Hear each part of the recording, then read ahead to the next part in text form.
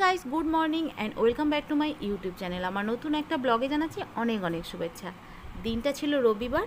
আমি, মেয়ে আর আমাদের অনুকূল ঠাকুরের মন্দির থেকে কিছু গুরু ভাই, দাদা এবং দিদিরা সকাল সকাল, মানে এখন বাজে 8:20, তো আমরা বেরিয়ে পড়েছি পাতিবুনিয়ার ওপারে, মানে ঠিক নদীর ওপারে 2 কিলোমিটার দূরে অধিবেশনে।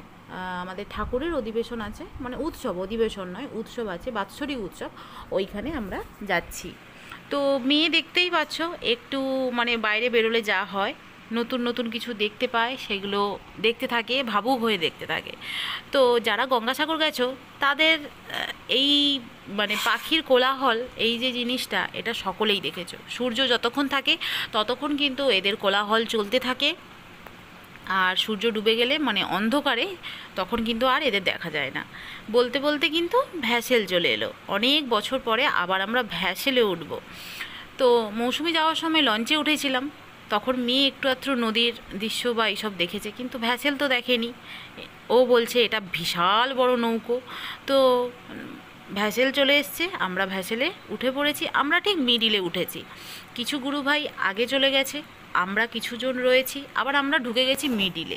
চলো একটু কোলাহল শোনা যাক, ভ্যাসেলের কোলাহল।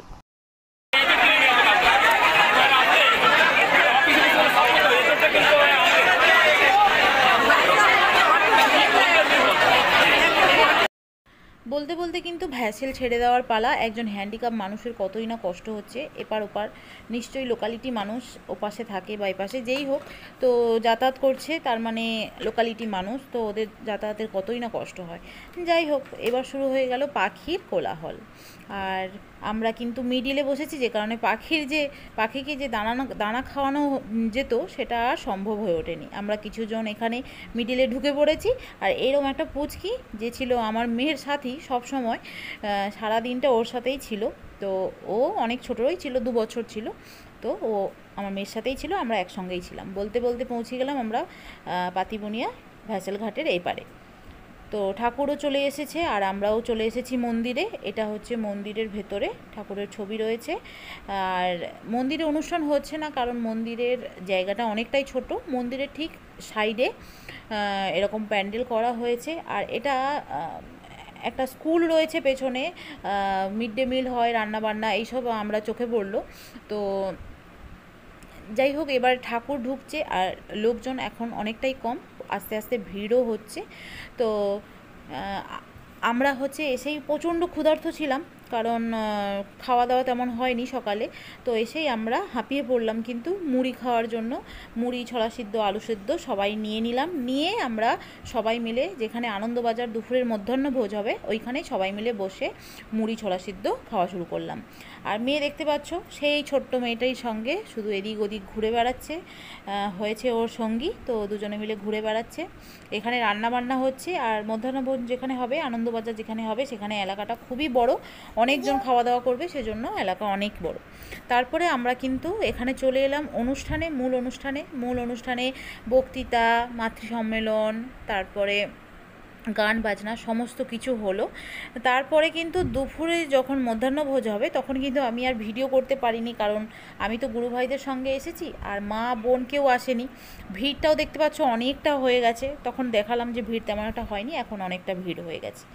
এদিকে তারপরে ছবি, ফটো ফ্রেম এইগুলো বিক্রি হচ্ছিল, বই বিক্রি হচ্ছিল, তারপরে ওষুধ ছিল, মানে একজন ডাক্তার ছিলেন, হোমিওপ্যাথি ডাক্তার, কারুর যদি কিছু অসুবিধে হয়। তো এইসব তোমাদের সাথে কিছু শেয়ার করলাম। তারপরে দুপুরে আমরা খাওয়া দাওয়াও সেরে নিলাম। খাওয়ারে আমাদের ছিল খিচুড়ি, আলুর তরকারি, চাটনি। তখন আর আমি মেয়েকে নিয়ে ভিডিও আর করতে পারিনি, আর তোমাদের সাথে সেটা শেয়ারও করতে পারিনি। তো তারপর চলে এলাম আমরা কিন্তু আবার অনুষ্ঠানে। এখানে বসিরহাট থেকে কিছু গুরু ভাই এসছে, অনেকটা দূর অতিক্রম করে এখানে এসেছে। ওদের গান একটু তোমাদেরকে শোনাই, অনেক দূর থেকে ওরা এসেছেন। চলো এবার তোমাদেরকে একটু গান শোনাই।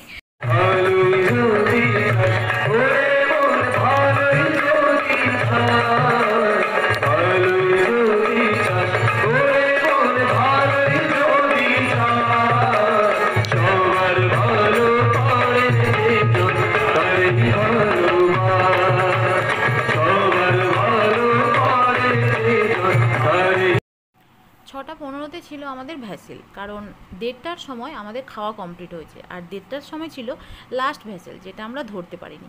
তো সেই জন্য আমাদের ধরতে হবে 6:15-র ভ্যাসেল। তো এখন যাওয়ার পালা। আর মেয়েকে নিয়ে ঠাকুরের উৎসবে আসতে খুবই ভালো লাগে, আমরা প্রায়ই আসার চেষ্টা করি।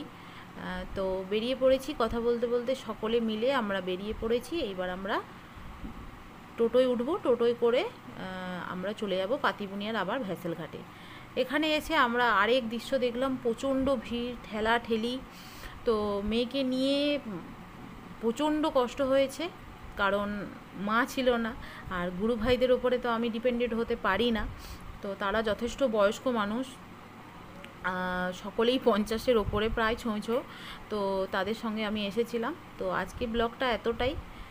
ভালো লাগলে অবশ্যই কিন্তু লাইক করো, শেয়ার করো, কমেন্টে জানিও কারা কারা অনুকূল ঠাকুরের দীক্ষিত, আর কারা কারা এরকম বা উৎসব অধিবেশনে যেতে পছন্দ করো, অবশ্যই কিন্তু কমেন্ট করে জানিও।